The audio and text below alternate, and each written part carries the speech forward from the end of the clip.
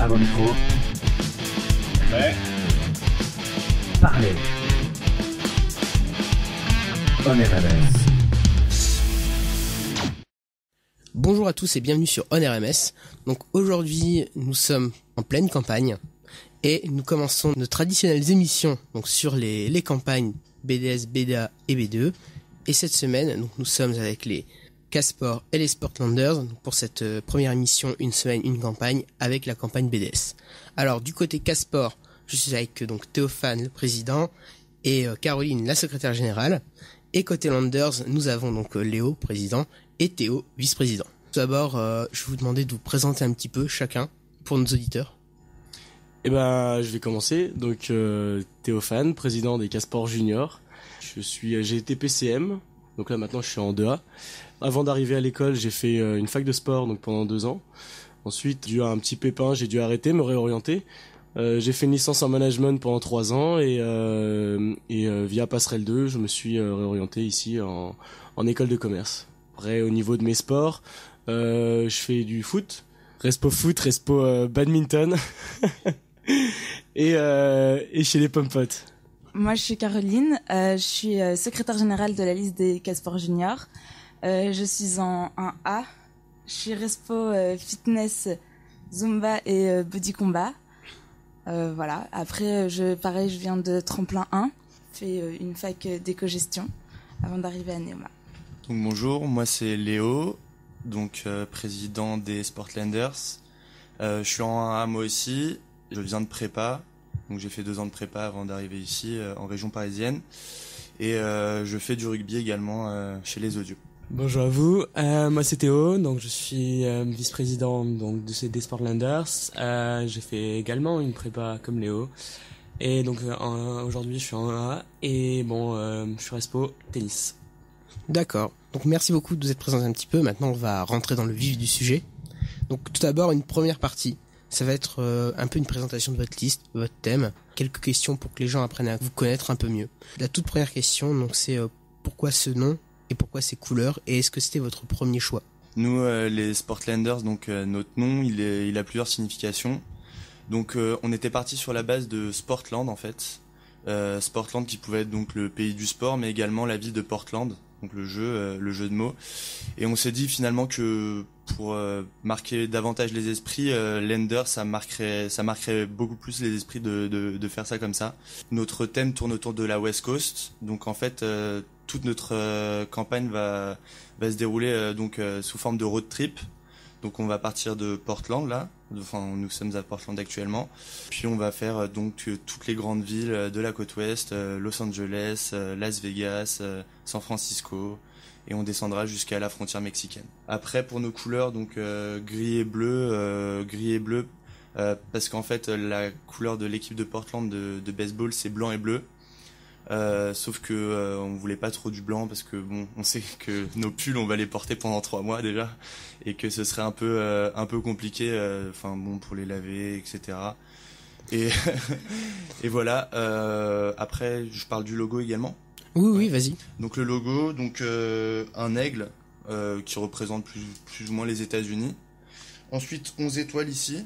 Donc les 11 étoiles qui correspondent aux 11 trophées au challenge, sportif. Et ensuite une banderole, un bandeau et la main de la West Coast. Voilà. D'accord. À votre tour les Caspor. Alors nous, on est les Caspor Junior. Donc déjà le nom Caspor Junior, ça vient des Castors Junior. Je sais pas si vous savez, Riri, Fifi, Loulou, donc Picsou. Donc dans les épisodes de Picsou et Donald, Riri, Fifi, Loulou font partie d'un groupe qui a pour guide le guide des Castors Junior. Donc ce guide, c'est un guide de bonne conduite, de bonne action à faire, qui en fait tout au long de leurs aventures les guide. Et on s'est dit que c'était un bon moyen d'avoir un thème assez sympa pour une campagne BDS.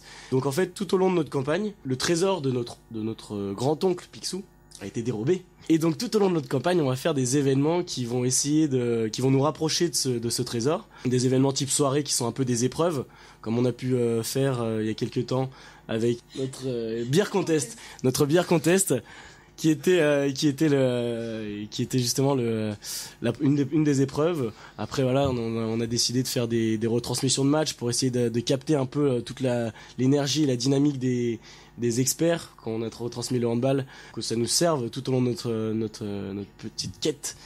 Voilà, donc notre thème c'est ça, c'est retrouver le trésor du grand-oncle Picsou avec toute l'aide de l'école. Et pour à la fin avoir un grand trésor qui sera une surprise. Nos couleurs, pourquoi jaune et noir? Déjà c'est les couleurs historiques de RMS. On s'est dit que c'était quelque chose d'assez lourd à porter, mais en même temps c'est un vrai honneur de porter ces couleurs, de les ramener à l'école. Et donc ça a été un vrai choix de notre part que de choisir ces couleurs pour un BDS, puisque c'était un BDS qu'ils avaient instauré pour l'école. Voilà, le logo, on l'a nous-mêmes dessiné à la main. Donc Laura, la vice-présidente, l'a dessiné, l'a modélisé, on l'a numérisé, et ça représente Riri, Fifi, Loulou, avec des peintures de guerre, les couleurs, avec des outils de sport, et qui montrent un peu tout ce qu'on est dans la liste. On est des sportifs, guerriers, aventuriers. Prêt à tout pour récupérer ce trésor du grand-oncle Picsou. Et en même temps, on est guidé par le guide des castors juniors, donc des casports juniors, que nous sommes. Voilà. Merci beaucoup pour tous ces détails. Alors on va passer à une question. Bon, on va remonter un petit peu dans le passé, en quelque sorte, et je vous demandais comment vos listes respectives se sont formées. Comment nous sommes formés? Alors, donc moi déjà, vous savez ou vous ne le savez pas, mais j'étais pas le président de base. La liste a été formée par Mathieu Guignard, qui allait chercher des sportifs en prenant les meilleurs dans tous les sports. Ensuite, il m'a démarché en foot pour que je fasse que j'aide la liste avec l'expérience que j'avais, puisque j'ai aussi travaillé dans l'événementiel, dans plusieurs emplois. Et donc pour aider la liste, il m'a démarché. Et finalement, au fur et à mesure de mon investissement, au moment où on a décidé de refaire des votes au niveau du bureau, Mathieu commençait à sentir que peut-être il y avait des gens dans la liste qui pouvaient mieux endosser ce rôle de président. Donc il a décidé de faire des votes en présentant sa démission. Donc je me suis présenté, j'ai été élu, et j'ai récupéré la liste. Je l'ai complétée ensuite en démarchant moi-même dans quelques sports dont on avait besoin, ou alors pour quelques individualités qui nous paraissaient importantes d'avoir avec nous. Et donc c'est comme ça qu'on s'est construit. Donc nous, en fait, ça s'est construit un peu assez naturellement. On était plusieurs petits groupes à vouloir lister BDS, et il s'est trouvé que petit à petit, au fur et à mesure, on entend les potins qui disent ouais, eux ils lisent BDS. On s'est dit pourquoi pas aller les voir. Et de fil en aiguille, finalement, on a réussi à construire une liste de 35 personnes où on représente un maximum de sports, où on a dû recruter quand même à la fin des derniers sports qui nous manquaient, des personnes comme le dit Théophane, donc des personnalités qui nous semblaient, des individualités pardon, qui nous semblaient essentielles au sein de la liste. Et donc voilà, après ça s'est fait également assez naturellement pour par exemple pour mon rôle de président. Donc on a fait fin octobre des élections où j'ai été élu, où Théo a été élu. Finalement notre bureau n'a pas changé depuis le début. On a fait déjà des assemblées générales pour en reparler, rediscuter, débriefer un peu, voir ce qui allait bien, ce qui n'allait pas. Et on s'est rendu compte que finalement c'était le meilleur bureau qu'on pouvait créer. Merci encore une fois pour tous ces détails. On va passer à la deuxième partie de l'émission.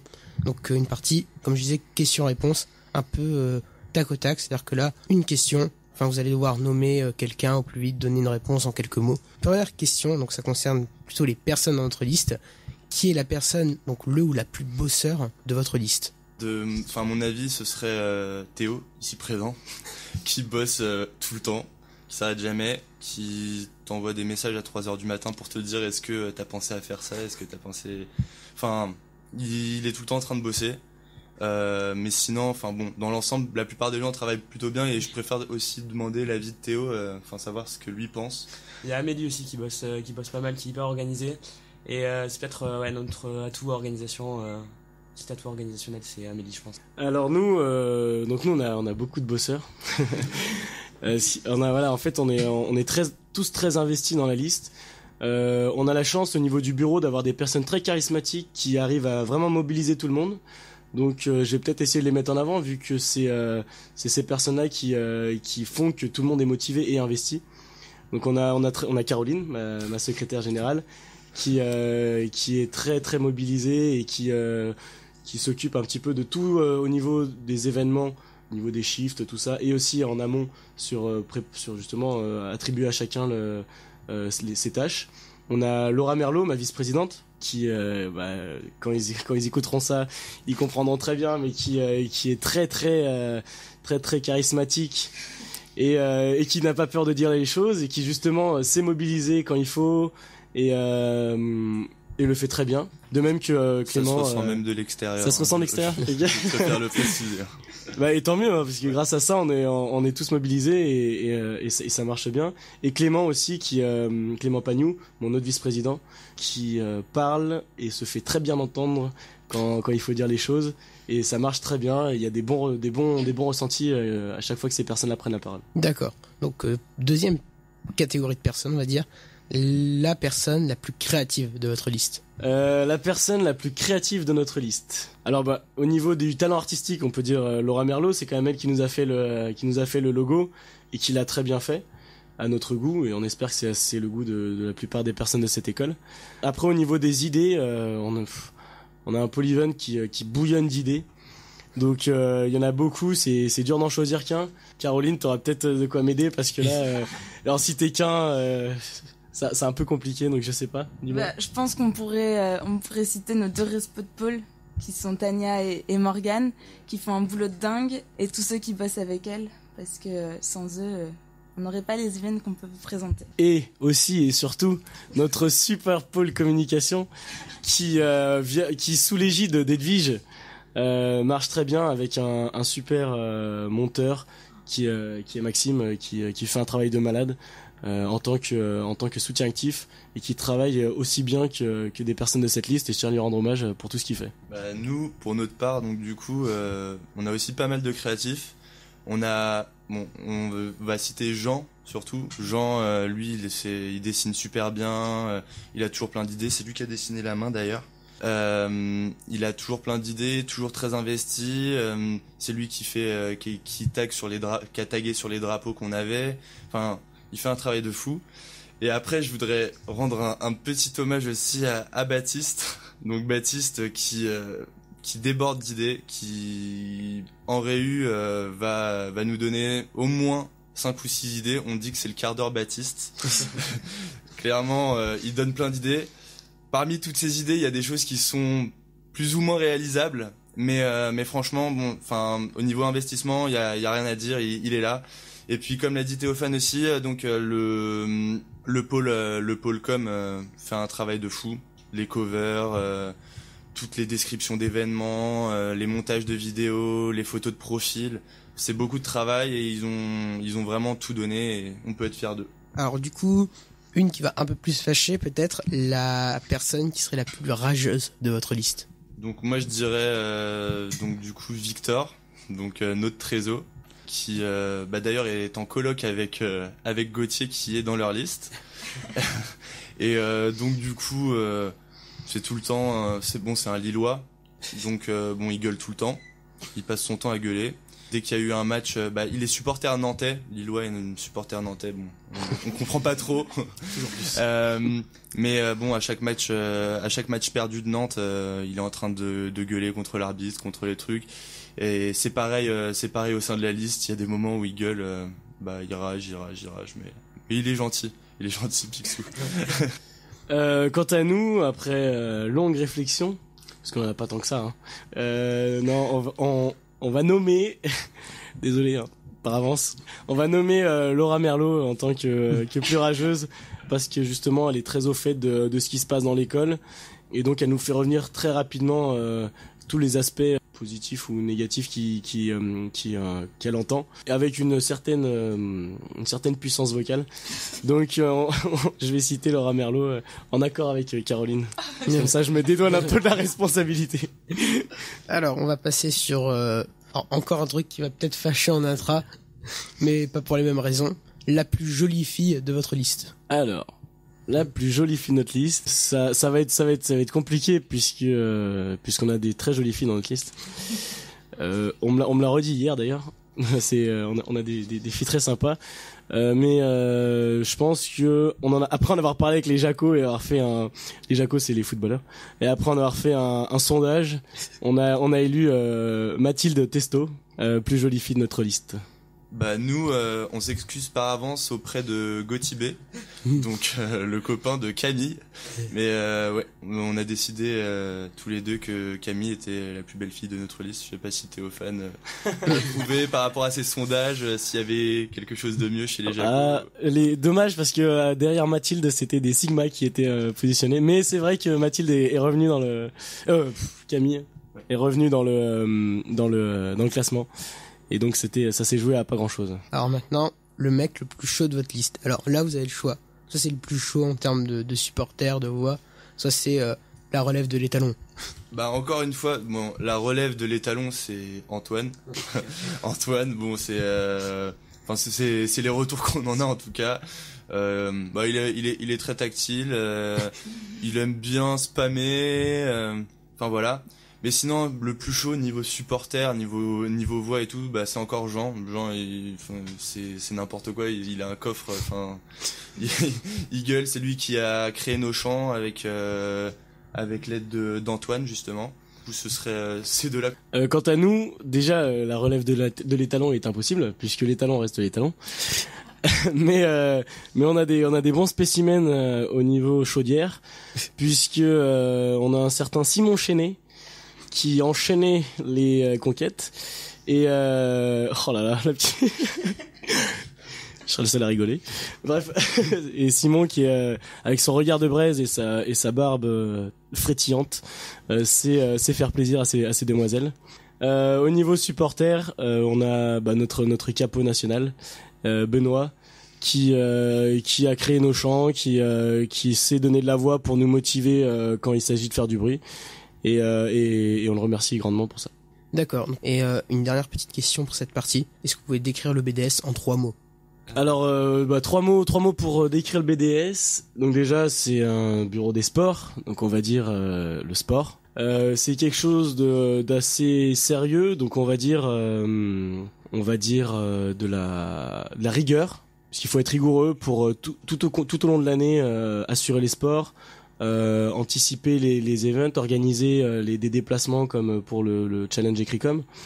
Donc c'est aussi beaucoup de rigueur et en même temps c'est je vais dire une famille parce que le sport c'est avant tout un esprit d'équipe, esprit qu'on essaye nous aussi via notre liste de mettre en place via nos valeurs et donc voilà la rigueur, le sport et la famille. D'accord. Et donc du coup côté Landers. Ok, côté Landers, on s'est mis d'accord avec Léo. Du coup, pour nous, le BDS, c'est quoi? C'est premièrement quelque chose de hyper physique. Ça va être les campagnes. Les campagnes vont durer 3 mois. Ça va être physique, ça va être hyper dur. On le sait très bien. Et c'est aussi le sport. Le sport, c'est physique aussi, forcément. C'est après, deuxièmement, pour nous, le BDS, c'est quoi? C'est une bande de potes. Une bande de potes pendant pareil 3 mois. Ça a commencé avant, pendant 2 mois. À la base, comme l'a dit Léo, on était trois petites listes. Maintenant, on est vraiment des super potes. Et voilà, donc pour ça, une belle bande de potes.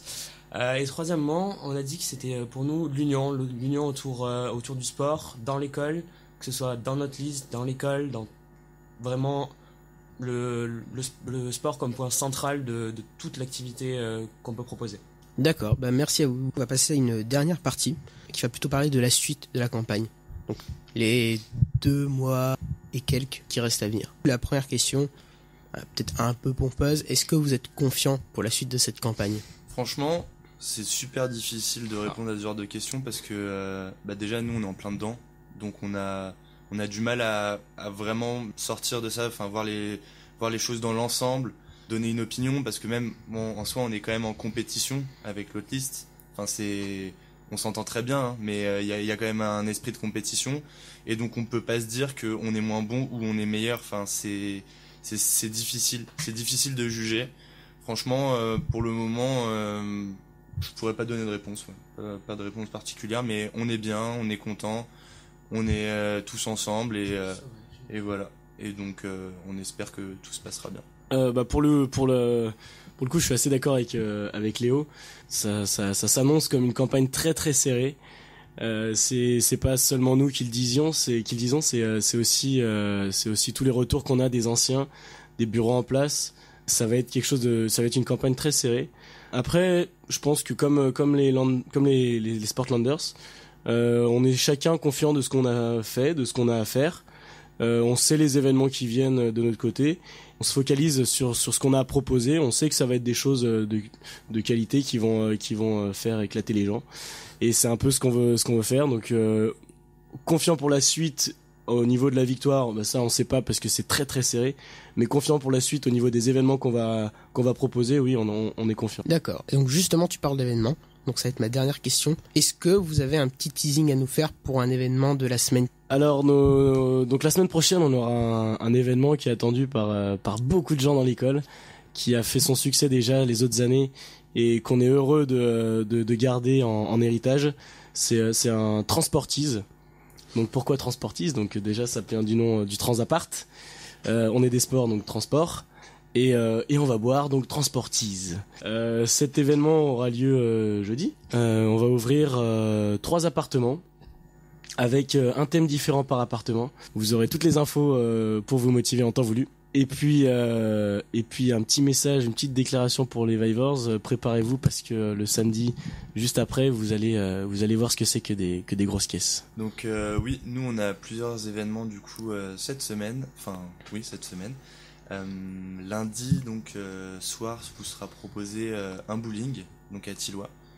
On va mettre ça en place donc avec des navettes pour aller jouer au bowling tous ensemble. Donc ça rentre totalement dans la thématique puisque West Coast, États-Unis, le bowling, sport américain. Par la suite donc mardi on aura un petit goûter au Melting Cup. Goûter chill au Melting avec de quoi manger, de quoi vous restaurer, un open chocolat chaud.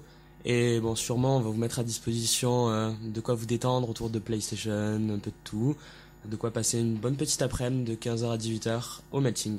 Dernière petite chose, jeudi, on a donc hérité de l'organisation du tournoi sportif. Donc jeudi, on vous attendra tous au gymnase pour le tournoi. D'accord, et merci beaucoup à vous pour ces petits teasings. Merci à vous d'être passé pour parler de vous et de votre liste à ONRMS. Nous vous souhaitons à tous une très bonne campagne et bien sûr que le meilleur gagne. Donc c'était Noam sur ONRMS. On vous donne rendez-vous la semaine prochaine pour une seconde émission d'une semaine une campagne. D'ici là, stay tuned et merci à tous de nous avoir écoutés. Merci. À vos micros. Prêt. Parlez. ONRMS.